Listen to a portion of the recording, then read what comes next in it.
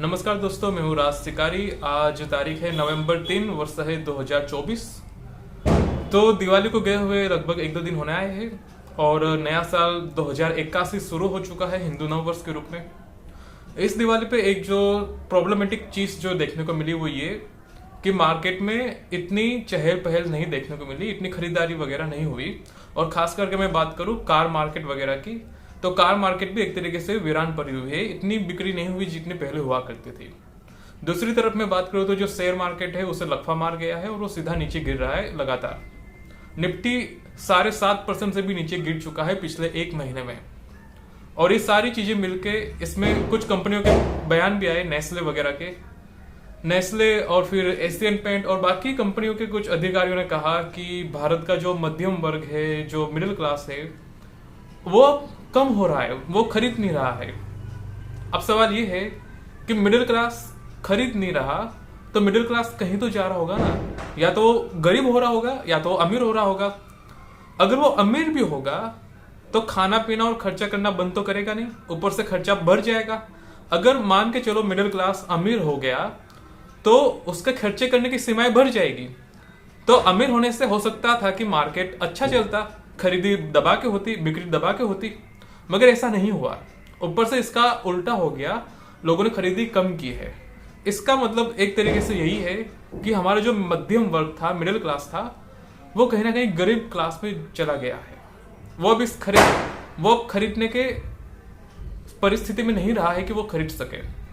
सामान्य रूप से स्टेटिस्टिक को देख के यही लग रहा है, अगर अमीर हुए होते तो खरीदी बढ़ जाती, मगर गरीब हुए हैं तो खरीदी कम हो गई है।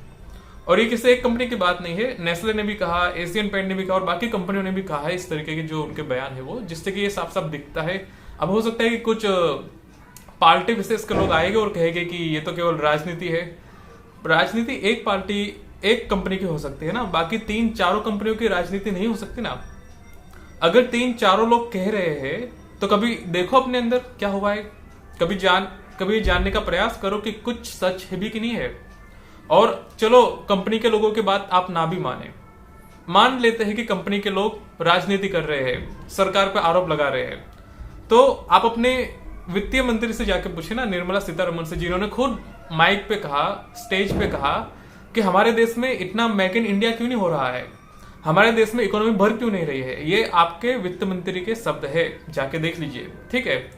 तो फिर ये जो कहते हैं कि राजनीति हो रही है, तो फिर सबसे बड़ी राजनीति तो फिर वित्त मंत्री ही कर रही है, अगर इस तरीके से देखा जाए तो ये सब बातें अपनी जगह पे है, कहने के लिए जो भी कहे, मगर परिस्थिति जो दिख रही है वो दिख ही रही है।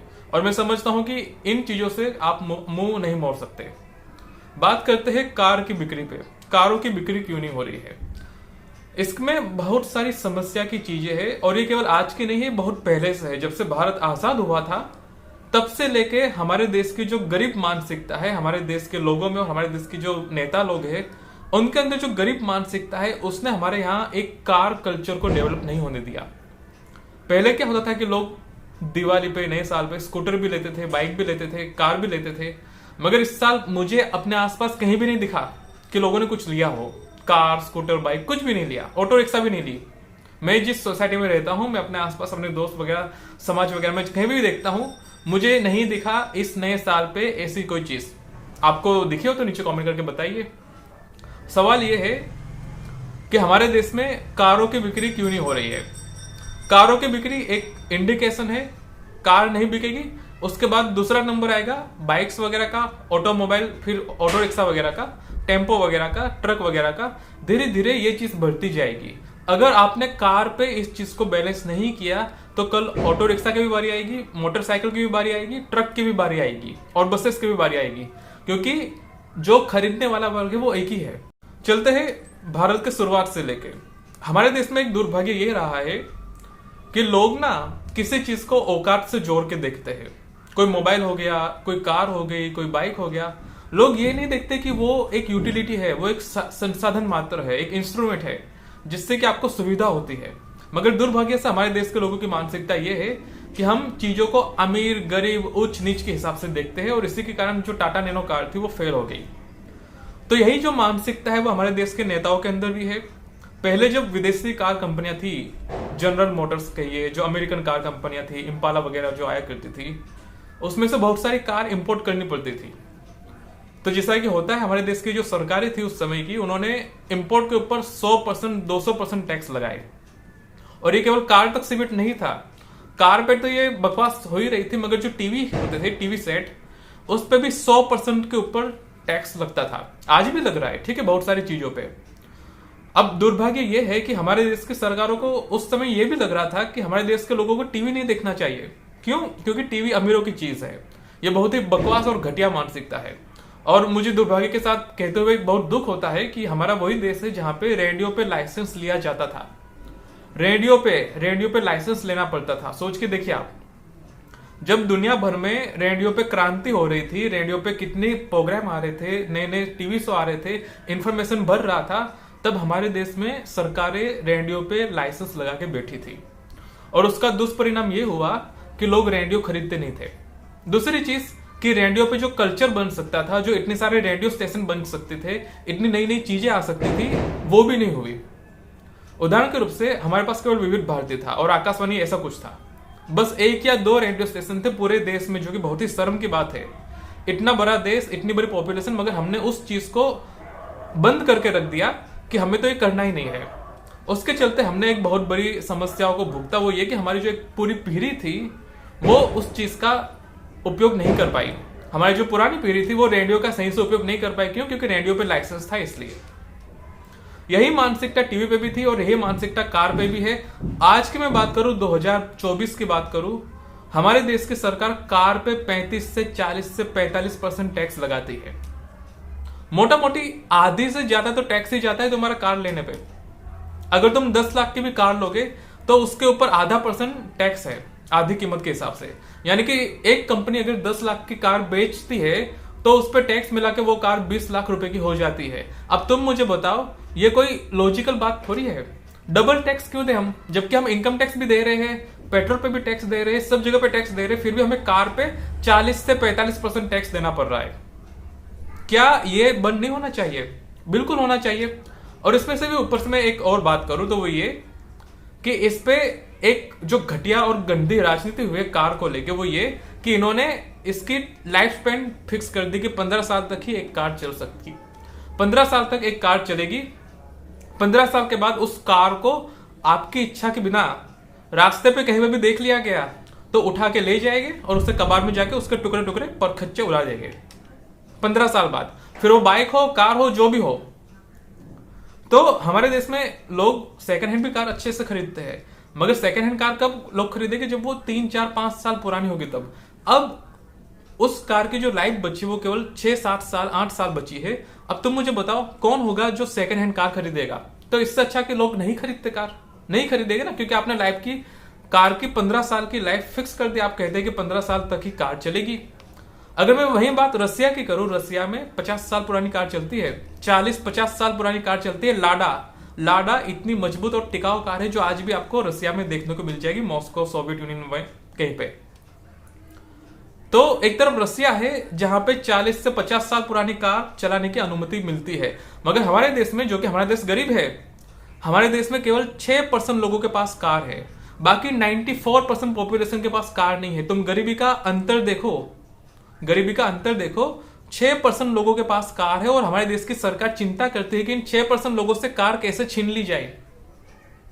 तो वो BS3 लाते हैं, BS4 लाते हैं, BS5, BS6, BS7 लेके आते हैं। और ये इसके चलते कार कंपनियों पे इतना दबाव पड़ता है कि जो छोटी मोटी कार थी ना, अल्टो वगैरह, ये सब बंद हो गई। क्यों? क्योंकि उसका कार्बन एमिशन कंट्रोल करने में, उसका जो प्रदूषण है उसे कंट्रोल करने में इतने महंगे खर्चे होते हैं, उतनी महंगी मशीनरी लगाई जाती है कि वो जो सस्ती कार होती थी, पारिवारिक कार, जो कि 4, 4.5 लाख में आ जाती थी, उसकी कीमत बढ़ते बढ़ते 60 से 8 लाख हो गई, डबल। तो अल्टो जैसी कितनी कार है जो बंद हो गई बननी। क्यों? क्योंकि वो मध्यम वर्ग की कार रही नहीं। सरकार उसे मध्यम वर्ग का छोड़ ही नहीं। सरकार चाहती है कि इसमें इतना कार्बन एमिशन कम करो कि जिससे कि प्रदूषण कम हो जाए। चलो हो जाएगा, तो फिर टैक्स भी तो कम करो ना। जब टैक्स कम होगा तो कार सस्ती होगी, तो लोग अच्छी वाली कार लेंगे जिसमें कम प्रदूषण होता है। मगर आपको क्या करना है? आपको 40% टैक्स भी लेना है और 40% टैक्स के ऊपर आपको BS5, BS6, BS7 के स्टैंडर्ड भी लगाने हैं। तो जो कार 1 गुना महंगी हो रही थी वो डबल महंगी हो रही है। तो ये कुछ चीजें हैं, ये सरकार की तरफ से मैं बात कर रहा हूं, सरकार की गलतियां हमारे सामने है। चलते हैं दूसरी गलतियों की तरफ। जो दूसरी गलतियां हमारे समाज में भी है कुछ तरीके से। समाज में गलती यह है कि हमने कभी इस चीज की मांग की नहीं, हमने कभी इस चीज की डिमांड की नहीं। क्यों? क्योंकि कार महंगी होती है और कार बहुत से लोग खरीद नहीं पाते। तो इसका एक बहुत ही नेगेटिव इफेक्ट ये है कि हमारे देश में जो हाउसिंग सोसाइटियां है, हाउसिंग सोसाइटी कहो, रोड कहो, हाईवे कहो, वो इस तरीके से बने ही नहीं है कि यहाँ पे कार पार्किंग की जगह हो या फिर पेट्रोल स्टेशन या कुछ और जगह हो जहाँ पे आप कार पार्क कर सके। मतलब कि आप सोच के देखिए, एक हाउसिंग सोसाइटी है जहां पे पार्किंग की जगह ही नहीं है, क्योंकि लोगों को ये लगा था कि कोई लोग कार खरीदेंगे ही नहीं। लोगों के अंदर इतनी गरीब मानसिकता है कि लोगों को लगता है कि लोग कार खरीदेंगे नहीं और इसलिए पार्किंग की जगह बनाई नहीं गई। अब जब लोग कार खरीदते भी है तो पार्किंग की समस्या खड़ी हो जाती है। क्यों? क्योंकि जब हाउसिंग सोसाइटी बन रही थी हमारे देश में, देश सामान्य रूप से मध्यम वर्ग है, गरीब वर्ग देश है, तो हाउसिंग सोसाइटियां ऐसे बनी कि जहां पे कार पार्किंग की जगह ही नहीं है। अगर तुम अमेरिका में जाके देखो, कनाडा में जाके देखो, ब्रिटेन में जाके देखो, घर के आगे ही कार पार्किंग की सुविधा है, मगर हमारे देश में ये नहीं है। जो कि एक और चीज दिखाता है कि हमारे देश के लोगों की मानसिकता कितनी गरीब है। दूसरी चीज मैं बताता हूं, कार एक लग्जरी नहीं है, मगर हमारी सरकार कार को लग्जरी समझती है, जो कि एक बहुत ही बड़ी बकवास है। क्यों? क्योंकि आज के समय में आप मेट्रो के विश्वास पे नहीं चल सकते, आप बस के विश्वास पे नहीं चल सकते, आप ऑटो रिक्शा पे भी नहीं चल सकते, क्योंकि ऑटो रिक्शा में भी आपको काफी समस्या होगी और ऑटो रिक्शा अपने हिसाब से किराया लेगा। इसमें सबसे सुरक्षित उपाय है कि आप कार लें। अब हो सकता है कुछ लोग कहें कि बाइक लेने में क्या समस्या है। मैं कहता हूं कि बाइक एक मौत का साधन है। बाइक लोगे कहीं पे भी मारे जाओगे और सरकार को कोई फर्क नहीं पड़ेगा तुम्हारी मौत से। तो इसलिए मैं बहुत सारे लोगों को कहता हूं, जितने भी लोग देख रहे हैं मुझे, लड़के लड़कियां, टू व्हीलर ना ही लो तो अच्छा है। बाइक हो, स्कूटर हो, कुछ भी हो, स्कूटी वगैरह मत लो, मर जाओगे पता भी नहीं चलेगा और हमारे देश की सरकार को कोई फर्क भी नहीं पड़ेगा।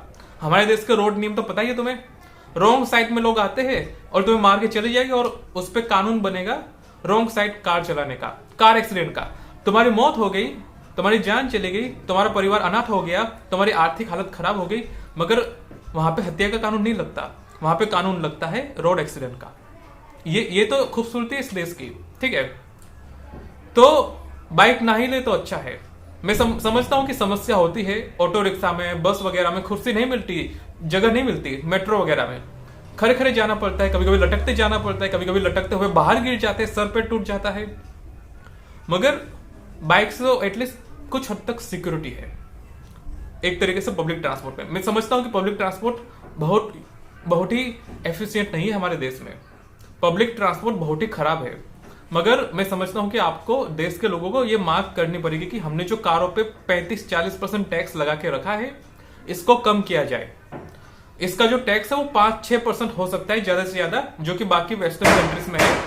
अमेरिका और बाकी के देशों में 5-6% टैक्स है कारों पे, जो कि हमारे देश में भी होना चाहिए। मगर मैं समझता हूं कि जब तक आप मांग नहीं करेंगे तब तक ये नहीं होगा। सरकार को टैक्स लेने की चाट पड़ चुकी है, तो इसलिए आपको इसको लेके विरोध करना पड़ेगा, मांग रखनी पड़ेगी कि कारों को सस्ता किया जाए। कम से कम जो मध्यम वर्गीय कार है, 10 लाख के नीचे की जो कार है, जो गरीब लोगों की कार है, उस पर टैक्स कम किया जाए। उसके ऊपर आप भले ही जो करना चाहे करें, मगर एटलीस्ट एक मध्यम वर्गीय परिवार के पास कार तो होनी चाहिए। कम से कम अपनी सुरक्षा तो बचाए, धूप में, बरसात में, ठंड में अपने आप को बचा तो पाए कम से कम। चलो कहीं एक्सीडेंट हो गया, कल कहीं एक्सीडेंट हो गया, उसमें अपनी जान तो बच जाए। कार में सबसे ज्यादा सुरक्षा रहती है एक तरीके से। आप बाइक का और कार का कंपैरिजन कर ही नहीं सकते। बाइक में आपके मरने के बहुत ज्यादा चांसेस है और कार में कुछ कम चांसेस है, ठीक है। वैसे मौत तो कहीं भी आ सकती है, आप हवाई जहाज में जाएंगे तो भी मौत आ सकती है, टैंक में जाएंगे तो टैंक में भी मौत आएगी, मगर एटलीस्ट जहां पे सुरक्षा है हम वो तो प्रेफर कर सकते हैं ना। मगर हमारे देश की सरकार चाहती नहीं कि लोगों के पास कार हो, तो फिर कार कैसे बिकेगी? तो ये चीज समझनी पड़ेगी। और जो कार की जो समस्या है, मैं समझता हूं कि अगर यही चला तो लोग कार नहीं खरीदेंगे। कुछ मुट्ठी भर रईस धन्ना सेठों के पास, नेताओं के जो गोदी सेठ होते हैं, उनके पास कार रहेगी। जो काला धन कमाते हैं, जो भ्रष्टाचार करते हैं, केवल वही लोग कार लेके घूमेंगे, ठीक है, अगर ऐसा ही चला तो। और वही लोग फिर आपके परिवार के बच्चों को, बेटियों को रास्ते पे कुचल के चले जाएंगे। क्यों? क्योंकि उनके पास कार होगी और आपका बेटा बेटी स्कूटी और स्कूटर पे चल रहा होगा। और स्कूटर और स्कूटी के एक्सीडेंट में कौन मरता है वो आपको पता है, ठीक है। तो अपने लिए, अपने परिवार के लिए, अपने देश के लिए कम से कम ये आवाज उठाओ कि ये जो 40% टैक्स लगाया जा रहा है कार पे, इसको खत्म किया जाए। अगर ये नहीं होगा तो देश गटर में जाएगा। इसलिए जाएगा क्योंकि कारों से बहुत सारा रोजगार भी मिलता है। कार की जो इंडस्ट्री है वो बहुत सारा रोजगार भी देती है, सुविधा भी देती है, और उतना इकोनॉमी में तेजी भी आती है। मगर सरकार को ये समझ आता नहीं है। सरकार को चाहिए कि बस हमें 40% टैक्स मिल जाए, बात खत्म, देश को जो करना है करे। तो इस पे विचार होना चाहिए। अगर नहीं होगा तो इकोनॉमी, देश, समाज सब एक तरीके से बर्बादी पे जाएंगे। तो कार एक बहुत ही उपयोगी चीज है। कार होनी चाहिए, सबके पास होनी चाहिए। जैसे आप 18-19 साल के होते हैं आपको कार मिल जानी चाहिए, मगर हमारे देश में कल्चर नहीं है, जो कि दुर्भाग्य की बात है।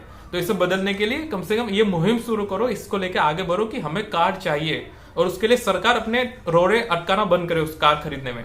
और मैं समझता हूं कि एक कार कम से कम 30 साल तो चल ही सकती है। 30 साल कार को चलाया जा सकता है। सरकार को 30 साल तक अलो करना चाहिए कार चलाने को लेके, समझे। तो नीचे कमेंट करके बताओ आपको क्या कहना है। इट इज मी राज सिकारी साइनिंग ऑफ।